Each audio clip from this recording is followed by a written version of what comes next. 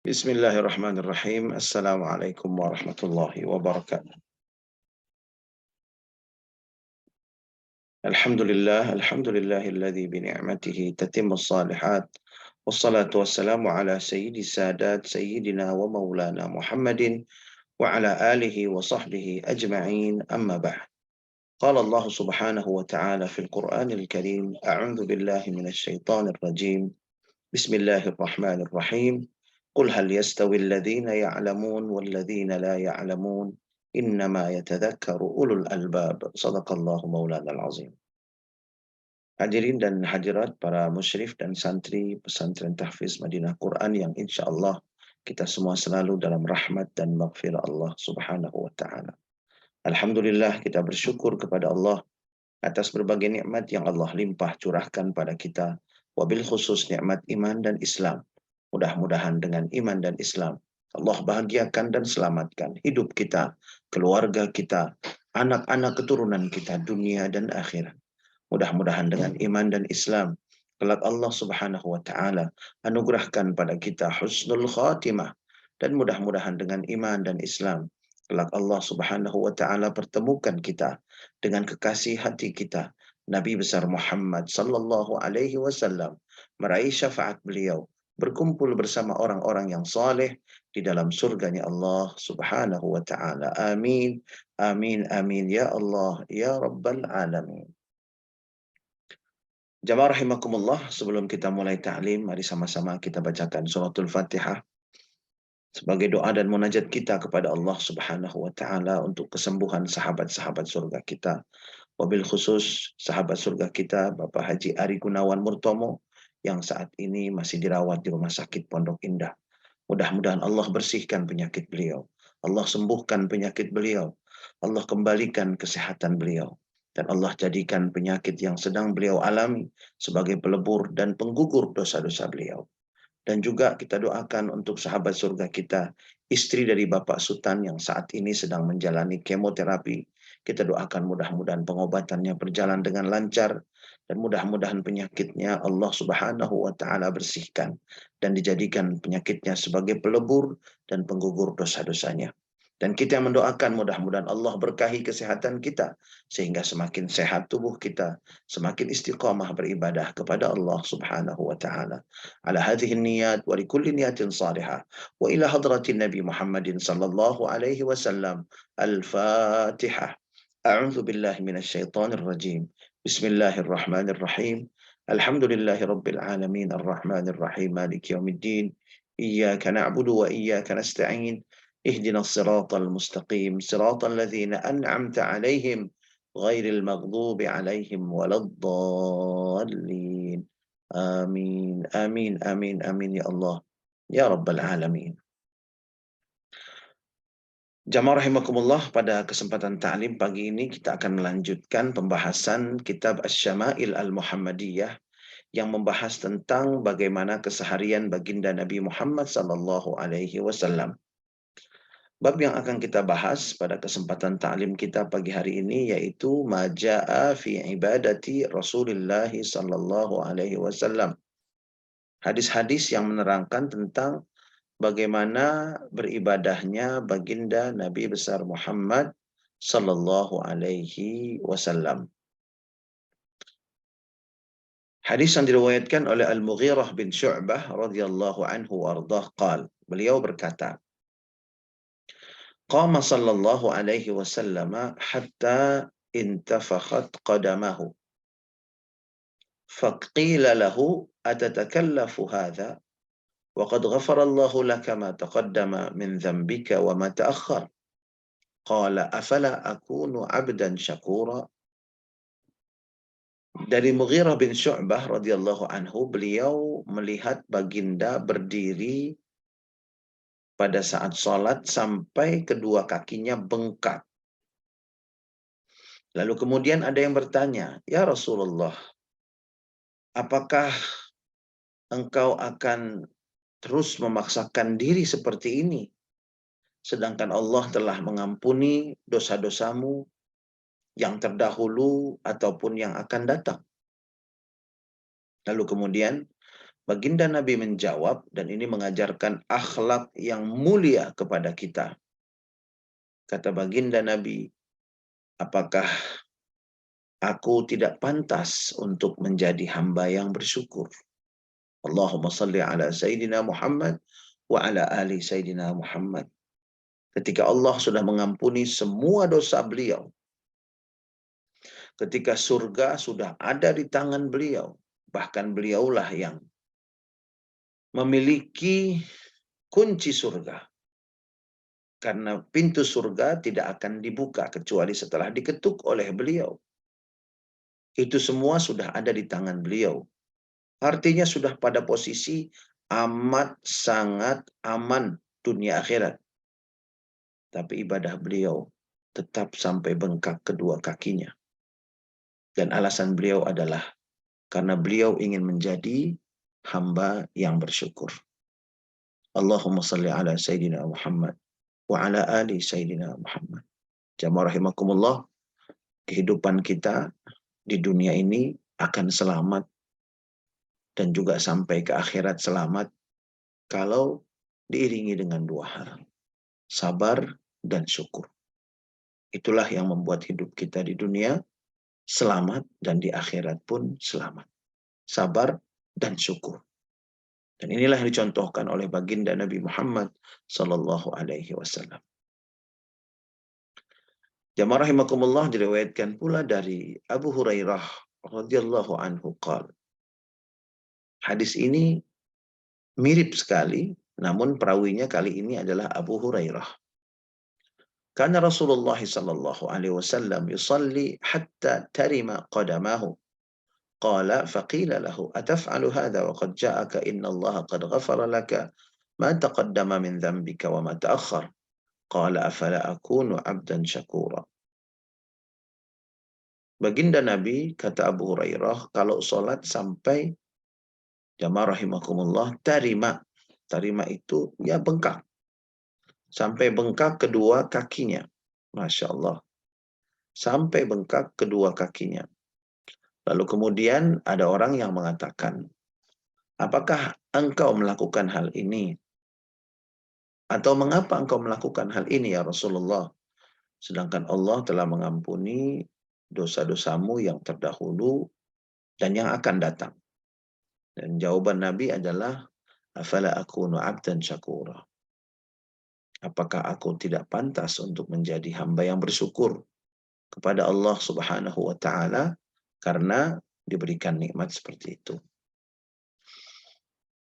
Kemudian jamaah rahimakumullah, diriwayatkan dari Al-Aswad ibn Yazid radhiyallahu taala anhu wardah, beliau berkata, Sa'altu Aisyah radhiyallahu anha an salati Rasulullah sallallahu alaihi wasallam bil lail. Aku bertanya kepada Aisyah radhiyallahu anha tentang salat malamnya baginda Nabi Muhammad sallallahu alaihi wasallam. Nah, jadi jamaah rahimakumullah, hadis ini menunjukkan bahwa seorang laki-laki boleh saja bertanya kepada seorang wanita yang di mana wanita ini adalah seorang alimah, orang yang banyak ilmunya, namun tentunya dalam batas-batasan tertentu dan tetap menjaga hijab yang ketat. Faqalat, Sayyidah Aisyah kemudian menjawab, kana yanamu awwalal lail thumma yaqumu. Beliau tidur di awal malam. Jadi Nabi tidurnya cepat. Thumma yaqumu. Lalu kemudian beliau bangun. Fa idza kana minas suhur autara. Dan ketika datang waktu sahur, beliau melakukan salat witir. Thumma ata firasyahu. Kemudian setelah selesai salat witir, beliau kembali ke kasurnya. Fa idza kana lahu hajatun alamma bi ahlihi. Dan jika beliau memiliki hajat kepada istrinya, maka dia pun atau beliau pun mengajak istrinya. Fa idza sami'a al-adzana wathaba. Dan ketika mendengar azan, beliau bersegera, wathaba artinya meloncat. Fa in kana junuban afadha alaihi minal ma'. Dan jamaah rahimakumullah, kalau seandainya beliau dalam keadaan junub, maka beliau pun mandi junub. Wa illa, dan ketika beliau tidak dalam keadaan junub, beliau berwudu dan keluar untuk melaksanakan sholat berjamaah. Dari hadis ini kita bisa melihat urutan-urutannya. Jadi Rasulullah itu tidur di awal malam, kemudian bangun, melaksanakan sholat malam sampai waktu sahur. Waktu sahur itu adalah waktu yang sudah mendekati waktu subuh. Lalu kemudian beliau melaksanakan sholat witir. Lalu kemudian kalau memang beliau ada kebutuhan terhadap istrinya, maka beliau mendatangi istrinya. Dan setelah itu mandi junub dan kemudian berangkat ke masjid untuk melaksanakan sholat berjamaah. Kalau tidak dalam keadaan junub, maka beliau berwudu dan kemudian keluar untuk sholat berjamaah. Nah, jamaah rahimakumullah, diriwayatkan dari Abdullah bin Abbas. Dari Abdullah bin Abbas, bahwasanya beliau suatu malam bata inda Maimunah, wahiyya khalatu. Beliau bermalam di rumah Maimunah. Jamaah rahimakumullah, Maimunah ini adalah khalahnya, adalah bibinya. Dan Maimunah ini adalah salah satu istri baginda Nabi Muhammad sallallahu alaihi wasallam. Nama lengkapnya adalah Sayyidatuna Maimunah bint Al-Harith Al-Hilaliyah. Nah, jamaah rahimakumullah, Abdullah bin Abbas bermalam di rumah bibinya ini. Fattaja'tu fi irdil wisadah wattaja'a Rasulullah sallallahu alaihi wasallam fi tuliha. Kemudian aku berbaring di bantal di bagian lebarnya, dan Nabi Muhammad juga berbaring di panjang bantal itu. Jadi satu bantal berdua begitu. Fanama Rasulullah sallallahu alaihi wasallam. Kemudian baginda Nabi tidur. Hatta idzan tasafal lailu au qablahu biqalil au ba'dahu biqalil, sampai pertengahan malam atau sedikit sebelum pertengahan malam atau terkadang sedikit setelah pertengahan malam, istaiqaza, beliau bangun, faja'ala yamsahun nauma an wajhihi. Kemudian beliau membaca doa dan zikir setelah bangun tidur. Wa qara'a al-ashr al-ayat al-khawatim min surati Ali Imran. Kemudian beliau membaca 10 ayat terakhir dari surah Ali Imran. Beliau membaca 10 ayat terakhir dari surah Ali Imran. Thumma qama ila shinni mu'allaqin fatawadda'a minha fa ahsana al-wudu'a thumma qama yusalli. Lalu kemudian jamaah rahimakumullah, beliau mengambil shin. Shin itu adalah qirbah baliyah mu'allaqah li tabridil ma', yaitu semacam tempat untuk menampung air yang terbuat dari tanah yang biasanya digantung sengaja untuk mendinginkan air. Untuk mendinginkan air. Nah, jamaah rahimakumullah. Dan 10 ayat yang dimaksudkan di sini adalah inna fi khalqis samawati wal ard, dan seterusnya sampai akhir surah Ali Imran. Diawali dengan inna fi khalqis samawati wal ard. Nah, ini memang disunnahkan dibaca ketika bangun dari tidur. Thumma qama ila shin mu'allaq fatawadda' minha fa ahsana al-wudu' thumma qama yusalli. Dari hadis ini kita mengetahui lagi bahwa baginda Nabi memang tidurnya di awal malam, tidurnya tidak larut, lalu kemudian di pertengahan malam beliau bangun atau sedikit sebelumnya atau sedikit setelahnya, Lalu kemudian beliau membaca zikir-zikir dan doa ketika bangun tidur. Di antaranya adalah 10 ayat terakhir dari surah Ali Imran. Lalu kemudian beliau berwudu, lalu kemudian beliau melaksanakan salat. Dan ini adalah hadis yang diriwayatkan oleh Abdullah bin Abbas sebagai laporan pandangan mata secara langsung ketika beliau menginap di rumah bibinya Maimunah yang merupakan istri baginda Nabi Muhammad Sallallahu Alaihi Wasallam. Lalu kemudian hadis ini masih berlanjut. Qala Abdullah bin Abbas berkata, faqumtu ila jambihi. Lalu kemudian aku pun mengikuti baginda Nabi salat di sampingnya. Fawadha'a Rasulullah sallallahu alaihi wasallam yadahu al-yumna ala ra'si thumma akhadha bi udhunai al-yumna fafatalaha. Fasalla rak'ataini thumma rak'ataini thumma rak'ataini thumma rak'ataini thumma rak'ataini thumma rak'ataini. Nah, jamaah rahimakumullah, begitu Rasulullah berdiri akan memulai salatnya, aku pun berdiri di sampingnya mengikutinya. Lalu kemudian Rasulullah meletakkan tangan kanannya di atas kepalaku. Lalu kemudian Rasulullah memegang kupingku yang sebelah kanan. Memegang kupingku yang sebelah kanan. Fafatalaha. Fafatalaha itu artinya mengusap kupingku yang sebelah kanan. Nah, sehingga jamaah rahimakumullah, ini mengingatkan memang bahwa makmum jika sholat berdua dengan imam, maka posisinya adalah di sebelah kanan, bukan di sebelah kiri. Jadi ketika seorang imam akan memulai sholatnya dan makmumnya hanya sendiri, maka kalau makmumnya itu laki-laki, maka posisinya adalah di sebelah kanan.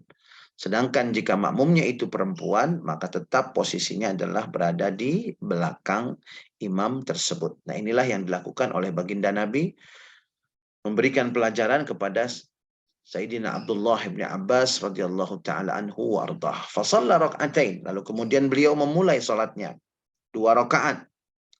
Kemudian 2 rakaat. Kemudian 2 rakaat. Kemudian 2 rakaat. Kemudian 2 rakaat. Kemudian 2 rakaat. 6 kali. Totalnya adalah 12. Dan di sini kita bisa lihat dengan jelas bahwa baginda Nabi melaksanakan sholat malam itu 2 rakaat, 2 rakaat. 2 rakaat, 2 rakaat. Dan sekaligus hadis ini menjadi dalil bahwa boleh melaksanakan sholat malam secara berjamaah. Boleh melaksanakan sholat malam secara berjamaah. Jadi barangkali ada yang bertanya berapa banyak Nabi melaksanakan sholat malam. Nah, di dalam riwayat Abdullah bin Abbas ini kita bisa mengetahui bahwa jumlah rakaatnya adalah 12. Thumma autara. Kemudian beliau melanjutkannya dengan sholat witir. Melanjutkannya dengan sholat witir. Nah, jamaah rahimakumullah, sholat witirnya ini dalam riwayat ini disebutkan 1 rakaat. Jadi afrada raka'atan wahdaha fatammat salatuhu 13 raka'ah. Nabi melaksanakan sholat witir 1 rakaat sehingga jumlah keseluruhan dari sholat malam yang dilakukan oleh baginda Nabi dalam riwayat Abdullah bin Abbas ini adalah 13 rakaat. 13 rakaat. Nah, jamaah rahimakumullah, tentunya nanti kita akan mendapati riwayat-riwayat yang lain. Dalam riwayat Abdullah bin Abbas ini baginda Nabi 13. Nah, kemudian setelah sholat witir dan melaksanakan sholat malam yang jumlah rakaatnya 13, thumma ittaja'a, kemudian baginda Nabi berbaring. Nah, baginda Nabi berbaring. Ittaja'a itu artinya berbaring dengan meletakkan bagian posisinya itu bagian kanan tubuh kita. Nah, ini juga bisa kita lakukan sehingga setelah sholat malam kita mendapatkan tambahan pahala sunnah. Jadi setelah melaksanakan sholat malam, Kemudian kita berbaring sambil menunggu waktu subuh. Nah, berbaringnya itu dengan meletakkan bagian kanan badan kita dan kemudian tangan kita menopang kepala kita. Sehingga insya Allah tidak bisa tertidur pulas. Nah, lalu kemudian hatta ja'ahul muadzin, sampai muadzin mengumandangkan azan. Faqama fasalla rak'ataini khafifataini thumma kharaja fasalla subha.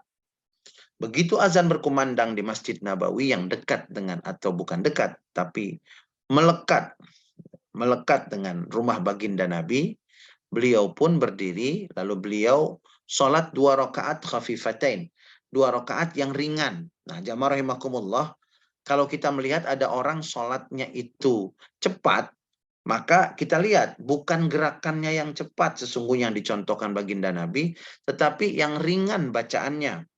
Jadi sholat qobliyah subuh yang dimaksudkan Nabi dalam hadis ini, beliau lakukan dengan ringan. Artinya bukan gerakannya yang cepat, gerakannya tetap tumakninah, hanya saja bacaannya yang singkat-singkat. Umpamanya membaca Al-Fatihah, kemudian membaca surah Al-Kafirun, kemudian pada rakaat yang kedua Al-Fatihah, kemudian membaca surah Al-Ikhlas. Dan kemudian ketika sujud atau rukuknya membaca tasbih, umpamanya 1 kali 1 kali. Nah, ini juga termasuk rakaat atau sholat yang dilakukan dengan cara ringan. Jadi jamaah rahimakumullah, kadang ketika kita melaksanakan sholat, kita harus agak cepat. Nah, jamaah rahimakumullah, bisa dilakukan dengan cara bacaannya yang disingkatkan. Ya, jadi bukan gerakannya yang cepat sehingga tidak memenuhi syarat tumakninah, sehingga menjadi rusak sholat kita. Tetapi yang bisa kita lakukan mencontoh baginda Nabi, sholat dengan ringan. Sholat dengan ringan artinya bacaannya yang dipersingkat. Ya, zikir yang 3 kali menjadi 1 kali. Surah-surah yang dibaca adalah surah-surah pendek. Dan tentunya kalau bacaan-bacaan seperti tasyahud itu memang tidak boleh disingkat. Sehingga ketika kita lakukan itu, tasbih kita pada saat ruku atau sujud hanya sekali, maka kelihatan bahwa sholat kita lebih singkat dan lebih cepat waktunya, bukan gerakannya, dari yang biasanya. Nah, inilah yang disebut dengan sholat yang ringan. Dan ini dicontohkan oleh baginda Nabi Muhammad SAW, dan contohnya itu dalam hadis ini dicontohkan adalah ketika melaksanakan sholat sunat qobliyah subuh. Jadi sholat sunnah qobliyah subuh yang paling afdal itu adalah sholat sunnah 2 rakaat sebelum melaksanakan sholat subuh dengan cara sholat yang ringan seperti baginda Nabi Muhammad SAW. Masya Allah, jamaah rahimakumullah. Inilah Islam. Nah, ketika kita melaksanakan sesuatu karena cinta kepada baginda Nabi, kita ikuti, ternyata yang ringan itu justru yang afdal, bukan selamanya yang berat atau lebih banyak. Yang penting mengikuti baginda Nabi. Thumma kharaja fasalla subha. Kemudian beliau keluar dari rumahnya dan beliau sholat berjamaah subuh bersama para sahabat. Nah, hadis ini juga bisa diambil hukum bahwa seorang laki-laki yang biasa sholat berjamaah di masjid, kalau memang memungkinkan jarak antara rumah dengan masjidnya, maka hendaknya melaksanakan sholat qobliyah atau ba'diyahnya di rumahnya. Sedangkan sholat berjamaahnya tetap di masjid, seperti yang dilakukan baginda Nabi Muhammad SAW. Beliau melakukan sholat sunnah qobliyah subuh di rumah, kemudian beliau keluar untuk melaksanakan sholat subuh berjamaah.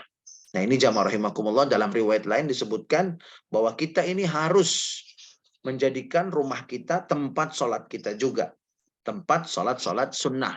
Sedangkan sholat wajib kita laksanakan di masjid secara berjamaah bagi laki-laki. Tentunya bagi wanita juga tidak ada larangan selama aman dari fitnah. Jamaah rahimakumullah, kita akan lanjutkan taklim pada kesempatan berikutnya. Mudah-mudahan dengan membahas bagaimana kehidupan baginda Nabi setiap hari. Mudah-mudahan semakin lengkap gambaran kita tentang figur yang kita cintai, bahkan lebih kita cintai dari diri kita sendiri, kedua orang tua kita, anak-anak kita, dan siapapun di dunia ini, yaitu baginda Nabi Muhammad SAW. Karena hanya dengan kecintaan kepada beliaulah, jamaah rahimakumullah, kita akan selamat dunia dan akhirat. Bismillahirrahmanirrahim. Alhamdulillahirabbil alamin. Allahumma salli ala sayidina Muhammad wa ala ali sayidina Muhammad. Allahumma la tada' lana fi majlisina hadha dhanban illa ghafartah, wa la hamman illa farajtah, wa la karban illa kashaftah, wa la daynan illa qadaitah, wa la hajatan min hawaijid dunya wal akhirah illa qadaitaha wa yassartaha ya Allah rabbal alamin. Rabbana hab lana min azwajina wa dhurriyyatina qurrata a'yun waj'alna lil muttaqina imama. Rabbana ighfir lana wa liwalidayna warhamhuma kama rabbayana shighara. Rabbana atina fid dunya hasanah wa fil akhirati hasanah wa qina adzaban nar. Wa sallallahu ala sayyidina wa maulana Muhammadin wa ala alihi wa sahbihi wasallam. Walhamdulillahi rabbil alamin. Kita tutup dengan doa kafaratul majlis. Subhanakallahumma wa bihamdika asyhadu an la ilaha illa anta astaghfiruka wa atubu ilaik. Billahi taufiq wal hidayah. Wassalamualaikum warahmatullahi wabarakatuh. Waalaikumsalam warahmatullahi wabarakatuh. Terima kasih. Barakallahu fiikum. Barakallahu fiikum, Buya.